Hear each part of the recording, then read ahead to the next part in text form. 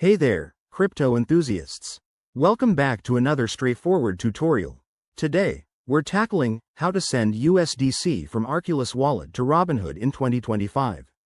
If you're looking to move your USDC, that's a stablecoin pegged to the US dollar, from your secure Arculus Wallet to Robinhood for trading or holding, you're in the right place. This process is simple, but always double-check everything to avoid any hiccups in the fast-evolving crypto world.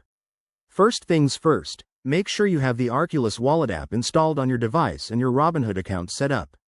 Start by opening the Arculus Wallet app and logging in with your secure credentials. Once you're in, navigate to your wallet dashboard and select the USDC asset from your list of holdings.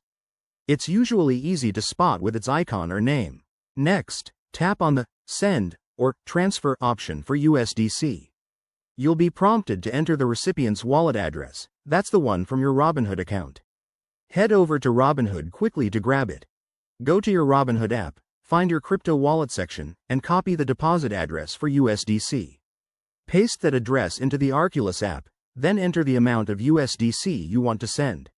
Remember, there might be network fees, so check those to avoid surprises. Before you hit confirm, double-check the details. The address, the amount, and the network. It should be on a compatible one like Ethereum or Solana, depending on what's supported in 2025. Once everything looks good, approve the transaction. You'll get a confirmation notification, and it might take a few minutes to a couple of hours for the funds to show up on Robinhood, depending on network congestion.